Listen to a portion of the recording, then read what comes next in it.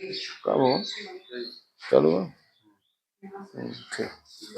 देखिए भाई, अब क्रिया पर उत्प्रेरक का प्रभाव। उत्प्रेरक क्या होता है? उत्प्रेरक को बोलते हैं अंग्रेजी में कैटलिस्ट। क्या बोलते हैं? कैटलिस्ट बोलते हैं। और उत्प्रेरक का काम क्या है?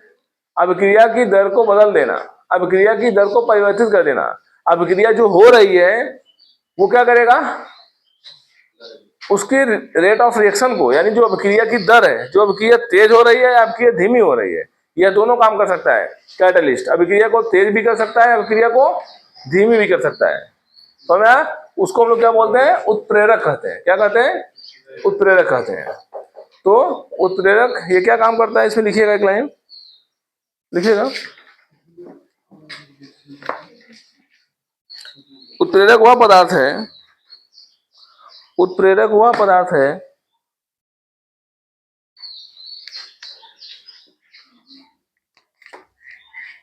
उत्प्रेरक वह पदार्थ है जिसमें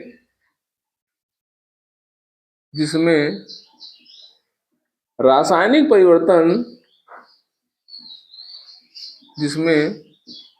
परिवर्तन हुए बिना अभिक्रिया का वेग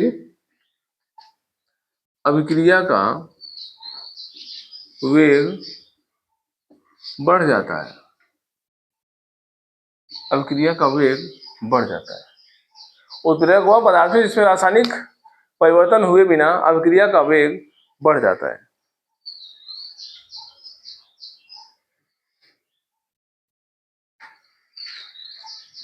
ठीक है। जैसे हमारे पास मान लो कि KClO3 हमारे पास एक अभिकारक है और एक्सचेंज हो रहा है, मान लीजिए KCl में और O2 में। ठीक है। यह अभिक्रिया क्या हो रही है? इसमें धीरे धीरे हो रही है। इसको थोड़ा बैलेंस कर सकते हो आप।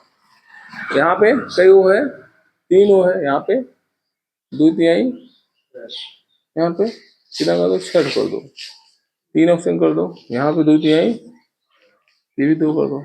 ठीक है ना, बैलेंसिंग करना जरूरी होता है। ठीक है। ये क्या कर रहा है? अभिक्रिया हो रही है। अभिक्रिया हमने देखा कि अभिक्रिया क्या हो रही थी? धीरे धीरे हो रही थी। हमने उसमें क्या लगा दिया? कैटलिस्ट लगा दिया। क्या लगा दिया? कैटलिस्ट लगा दिया। मतलब क्या लगा दिया? उत्प्रेरक लगा दिया। यहाँ पे उत्प्रेरक हमने क्या प्रयोग किया? MnO2 का यूज कर दिया।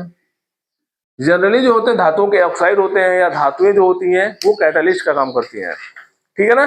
जो हमारे डी ब्लॉक के एलिमेंट हैं, कैटलिस्ट जो होते हैं वो या तो धातुओं के ऑक्साइड वगैरह होते हैं, है ना। तो ये MnO2 जब हमने लगाया तो हमने क्या देखा कि अभिक्रिया की दर क्या हुई? बढ़ गई। जबकि ध्यान दीजिएगा, उत्प्रेरक अभिक्रिया में भाग नहीं लेता। उत्प्रेरक अभिक्रिया में भाग नहीं लेता। आप नहीं दे पाना तो यहाँ पे Mn आया है इसका, न तो इसका O2 आया है। ये जो O2 है इसका है, समझ आया ना। ये कहीं पे शामिल नहीं होगा। ये बिना शामिल हुए क्या कर रहा है? अभिक्रिया की दर को बढ़ा दे रहा है। उसको हम लोग क्या बोलते हैं? उत्प्रेरक कहते हैं।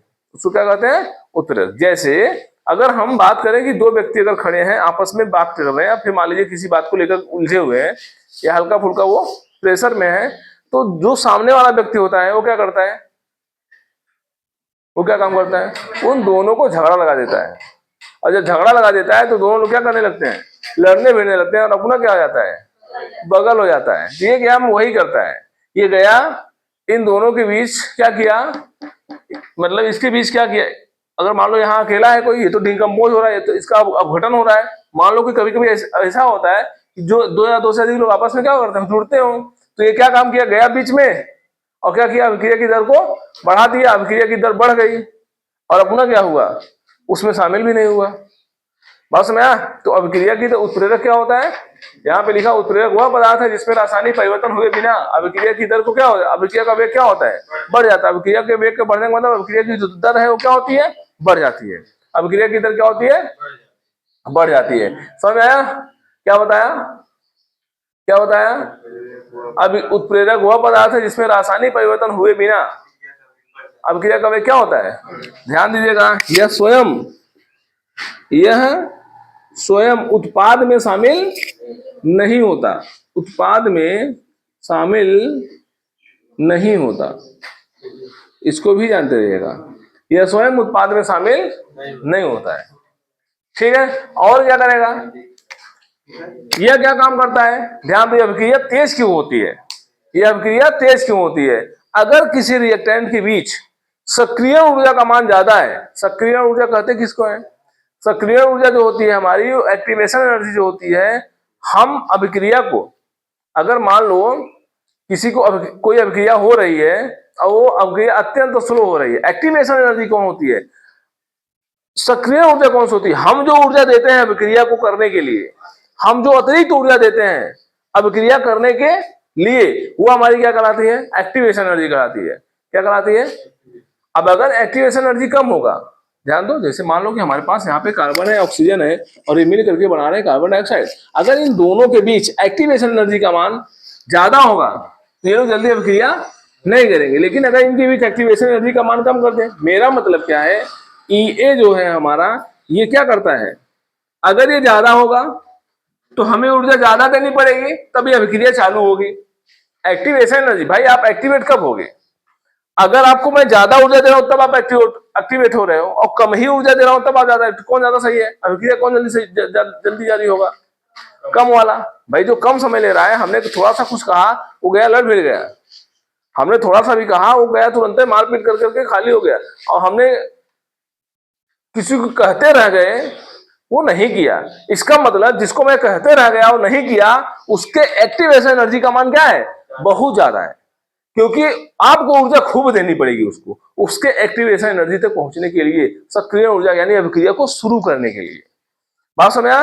तो ये काम क्या करता है, MnO2 या फिर हमारा जो उत्प्रेरक होता है, यह सक्रिय ऊर्जा के मान को क्या करेगा, कम करेगा कि ज्यादा, अब अगर ये, हाँ कम करेगा, क्योंकि अभिक्रिया होगी, कैटलिस्ट लगाने पर अभिक्रिया का वेग क्या होता है, बढ़ जाता है, कैटलिस्ट लगाने पर अभिक्रिया का वेग बढ़ जाता है, सिंपल सी बात। अगर वेग बढ़ जा रहा होगा तो इसका मतलब एक्टिवेशन एनर्जी का मान क्या हो जा रहा होगा, कम हो जा रहा होगा, इसका मतलब यह है, यह माने कौन, उत्प्रेरक है ना, क्या करता है,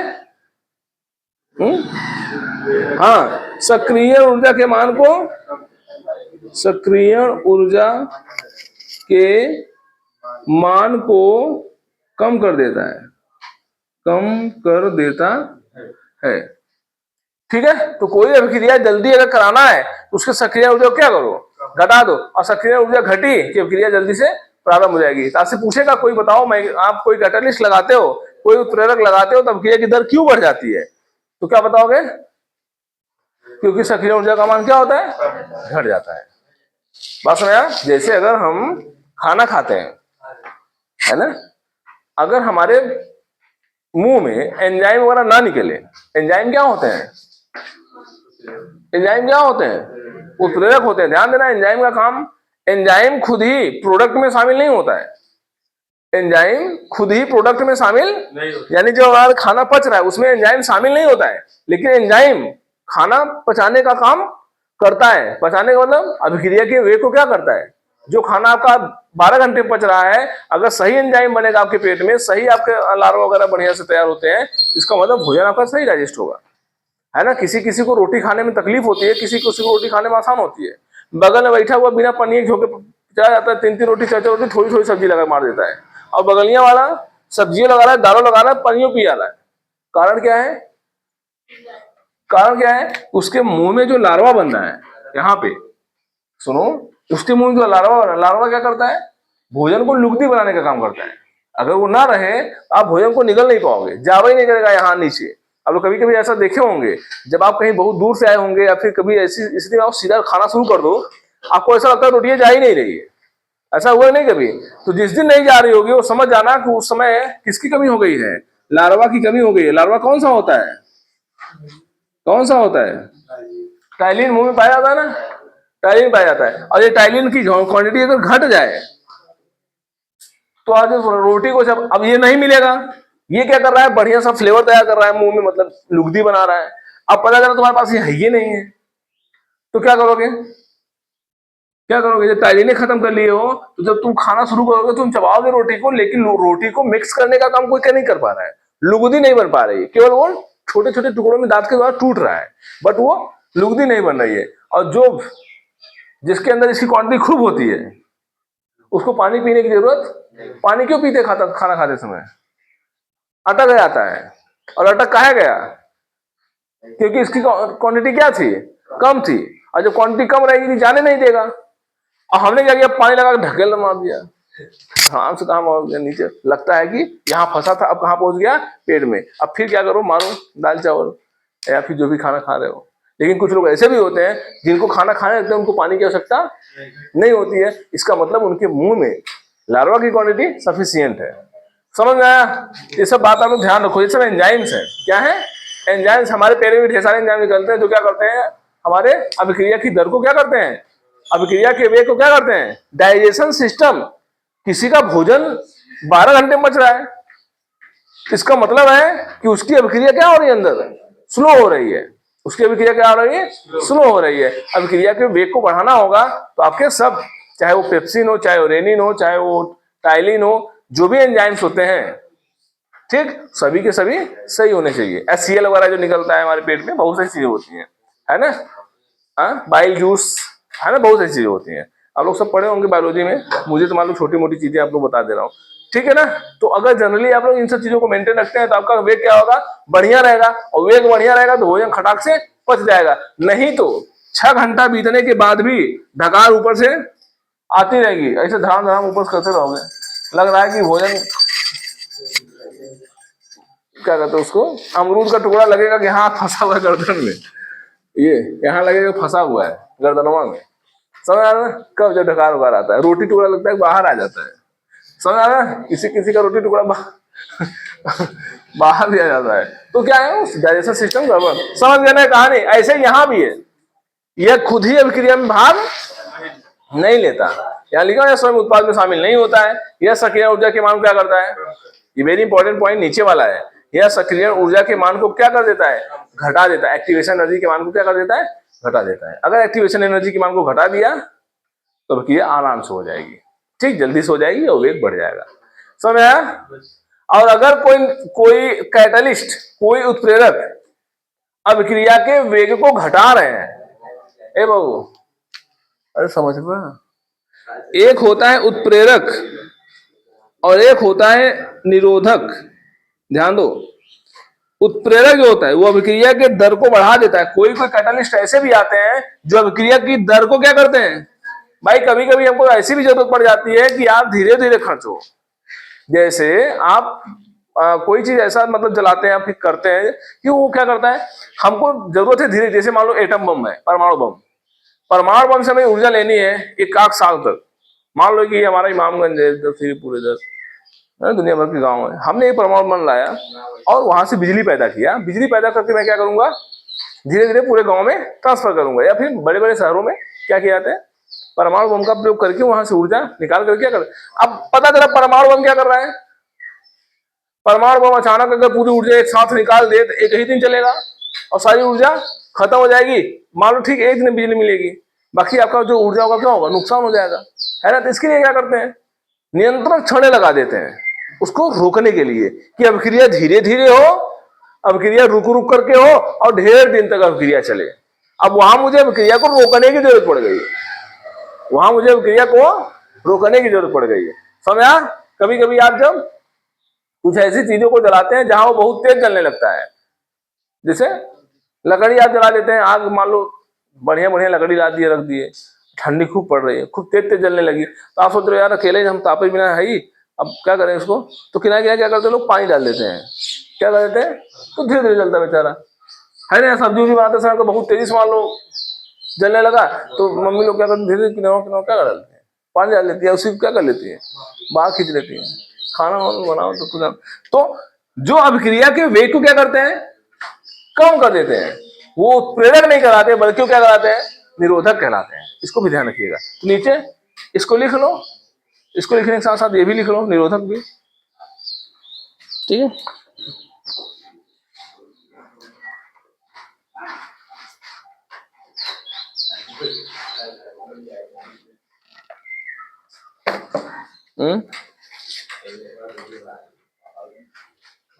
कहाँ का पड़ा हुआ हो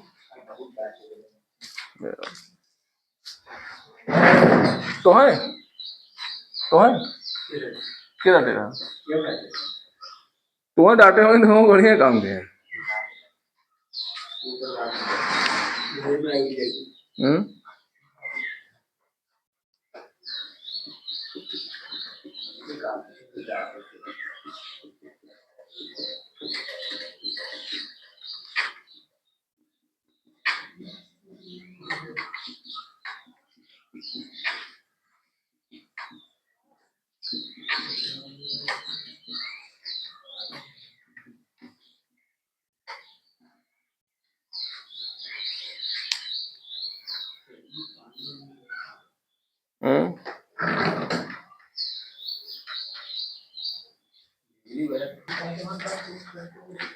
आइए समझते हैं हम लोग अभिक्रिया का संघट सिद्धांत। नेक्स्ट हेडिंग हम लोगों का है अभिक्रिया का संघट सिद्धांत। अभी इसके पहले उन्होंने पढ़ा उत्प्रेरक का प्रभाव। उत्प्रेरक क्या काम करता है? अभिक्रिया की दर को बढ़ाने काम करता है, सक्रिय ऊर्जा के मान को घटाने काम करता है। समझ में आया? और खुद ही प्रोडक्ट में शामिल नहीं होता है। पक्का हो गया? यहाँ पे है हमारे पास रासायनिक अभिक्रिया का संघट सिद्धांत। ये क्या है? सपोज करो कि हमारे पास कोई रिएक्टेंट है और यह किसमें चेंज हो रहा है? प्रोडक्ट में चेंज हो रहा है। किसमें चेंज हो रहा है? और ये रिएक्टेंट मान लो हमारे पास है A प्लस बी और ये चेंज हो रहा है किसमें? C में मान लो। ठीक है ना? C प्लस डी में। अब समझो बात को थोड़ा सा। पता है अभिक्रिया होती कैसे है? अभिक्रिया होती कैसे है थोड़ा यहाँ पे समझो। अभिक्रिया होती कैसे है ये जरूरी समझना। अभिक्रिया कब होगी? एक आदमी है, आदमी कैसे बनता है? मूली आदमी ये पता है। और एक आदमी यहाँ पे है, ये दोनों लोग टक्कर करेंगे, ये दोनों लोग टकराएंगे। टकराने के दौरान कभी आपने देखा है कि कभी कभी टकराने के बाद ब्लड निकलने लगता है और कभी कभी टक्कर के बाद ब्लड नहीं निकलता। ज्यादा खतरा कब है? मान लो कि 50 की स्पीड से आ रहा है, 50 की स्पीड से आ रहा है और दोनों लोग क्या करते हैं? टकराते हैं। ये लोग पीछे से अगर मतलब टकराएं या बगल बगल टकराएं तो ज्यादा खतरा होगा, सामने सामने टकराएंगे तो ज्यादा खतरा होगा। मतलब ये दोनों लोग इस तरीके से टकराएं तब ज्यादा खतरा है कि इस तरीके से टकराए। ये माने मतलब पीछे से। अगर कोई पीछे से टकराए, मान लो कि आया कोई उधर धक्का मारा मेरे को, तो मैं ज्यादा खतरा महसूस करूंगा या कोई सामने से आया मुझे सीधा मार दिया धाम से? पीछे से मारेगा तो क्या होगा? ज्यादा खतरा है। आगे आपका नाक है, मुंह है, आंख है, मत्था है, चिक्स है ना? कुछ भी हो सकता है। लेकिन पीछे केवल स्कल भर, खोपड़ी भर है, केवल एक पॉसिबिलिटी है खतरे की, और वो भी इनकी तुलना में वो मजबूत है कि नहीं है? और सामने आ जाओ, इधर क्या है? हर्ट है। किसी को एक मुक्का यहाँ मारो, किसी को एक मुक्का यहाँ मारो, दोनों में कितना बड़ा फर्क है। अगर गुरु जी लोग पीछे मारते हैं और वही कह दो कहाँ मारो गुरु जी, आगे मारो, तो क्या होगा? खतरा ज्यादा है। मेरा मतलब है, अब ध्यान दो, अब यहां हम लोग समझते हैं कि खून बहने का मतलब समझो अभिक्रिया होना। खून बहने का मतलब, इसका मतलब अभिक्रिया होने के लिए टक्कर का होना जरूरी है। अभिक्रिया होने के लिए किसका होना जरूरी है? अब मान लो कि हमारे पास यहां पे है ए और बी, ध्यान दो।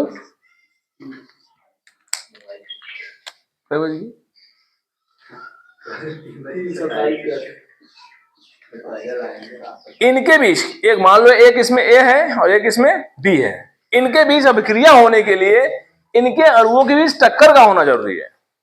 एक बात जान लो कि अभिक्रिया तभी होगी जब अणुओं के बीच टक्कर होती है।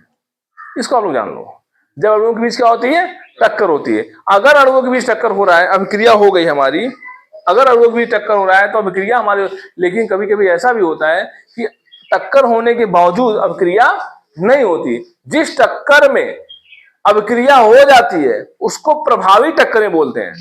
ध्यान दो, क्या बोलते हैं? प्रभावी टक्कर किसे कहते हैं? प्रभावी संघट किसे कहेंगे? यहां लिखा ना, संघट माने टक्कर, संघट माने टक्कर, तो प्रभावी टक्कर किसे कहेंगे?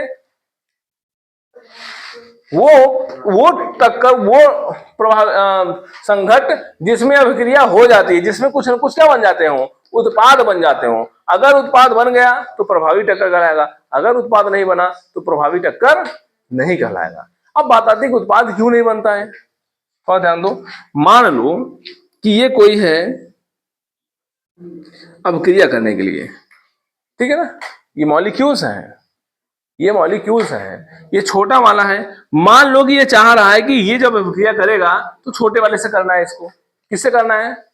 अब अगर ये जा करके, ध्यान दो बात को, अगर ये जा करके सीधा इससे टकरा जाए तब तो प्रभावी टक्कर होगा, क्योंकि ये सीधा जाकर के इससे टकरा जाएगा और ये दोनों आपस में क्या होंगे, मिल जाएंगे। थोड़ा सोचो कैसे व्यवहार करेंगे। इसको चलो मैं ब्लू से बना दे रहा हूं, थोड़ा सा पहचान पाओगे ना क्या है। ये ब्लू से है। देखो हुआ क्या, जब ये गया टकराया तो कुछ ऐसा, अरे यार इतना बड़ा बन गया। जब ये गया टकराया तो कुछ ऐसा, अब गया ये इसके साथ टक्कर किया है, जब ये इसके साथ टक्कर किया है तो जो अभिक्रिया इसके साथ हो जाएगी, तो ये क्या करेगा, आपस में जुड़ जाएगा, और जो ये वाला था वो अलग हो जाएगा।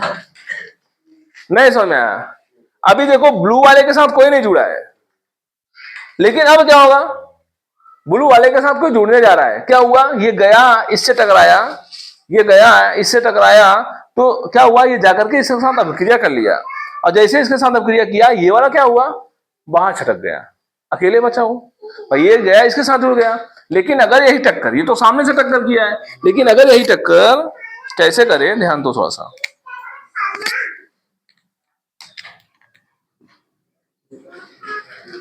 ध्यान दो, है वही चीज, है वही चीज, लेकिन यहां क्या होगा, यहां क्या होगा,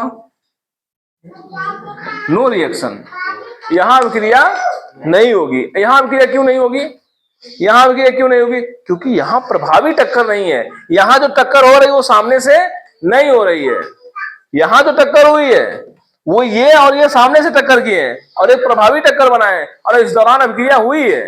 तो कुछ टक्करें ऐसी होती है जिसके दौरान अभिक्रिया होती है, और कुछ टक्करें ऐसी होती है जिनके दौरान अभिक्रिया नहीं होती है।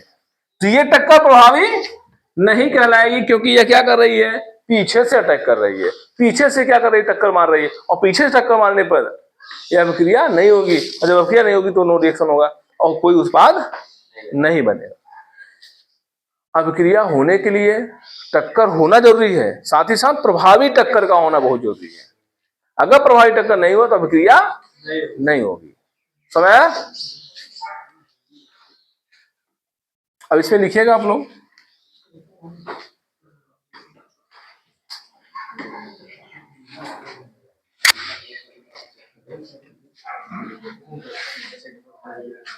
ऐसे आप लोग लिखिएगा, आर चेंज इनटू पी अभिक्रिया को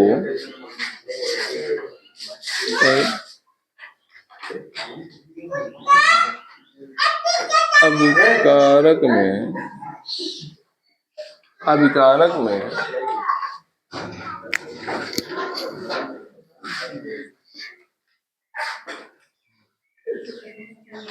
ऐसे लिखो, किसी अभिक्रिया को होने के लिए, लिखो लिखो जैसे मैं लिखा हूं वैसे लिखो, किसी अभिक्रिया को होने के लिए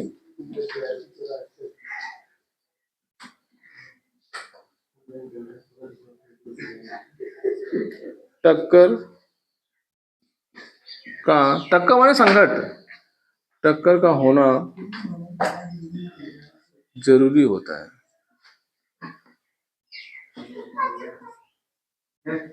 होता है, टक्कर का होना जरूरी होता है, टक्कर का होना।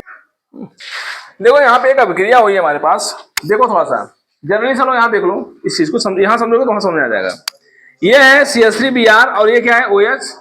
ध्यान दो, ए सुना जाए छोड़ा, ये वाला प्लस में, ये कार्बन प्लस में, कार्बन माइनस में, और ये हमारा क्या होता है, माइनस होता है। पता है यहाँ पे क्या है, ये और जो हाइड्रोक्सिल ग्रुप है वो ज्यादा रिएक्टिव है, ये कम रिएक्टिव होता है। तो ज्यादा रिएक्टिव वाला क्या करेगा, इसको जाएगा रिमूव कर डिस्प्लेस करेगा, ये जाएगा इसको हटाएगा और ये स्वयं जाकर के जुड़ जाएगा।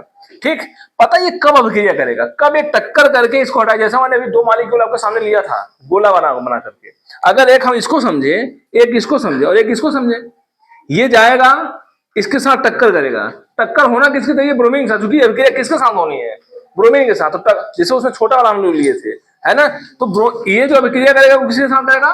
ब्रोमीन के साथ करेगा। तो टक्कर इसका सीधे होना चाहिए ब्रोमीन के साथ, टक्कर इसका सीधा होना चाहिए किसके साथ?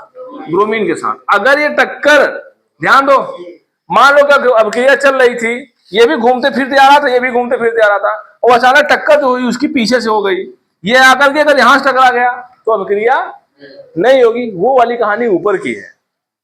और अगर ये सीधा जाकर के सामने से टक्कर मार दे तो प्रभावी टक्कर होगा।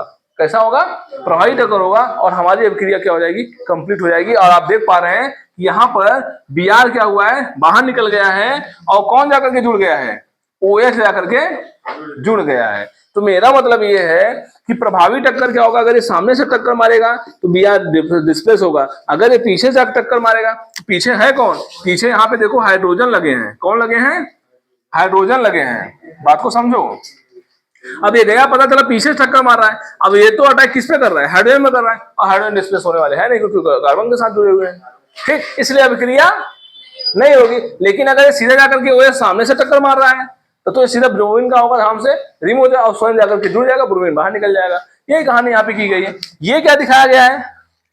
ये जो डायग्राम करके दिखाया गया है, ये अभिक्रिया का सेकंड स्टेप है। ये पार्शियल बोला जाता है, मतलब ये बॉन्ड बनाने के लिए जुड़ा है, आकर के टक्कर हुआ है इसका। अगर टक्कर हुआ, इसमें देखो OH और Br दोनों साथ में है। इसका मतलब ये मत सोचना यहाँ पे OH Br दोनों साथ में। OH Br का मतलब ये जब आया है तो बॉन्ड को तोड़ने की कोशिश किया है। किसके बॉन्ड को?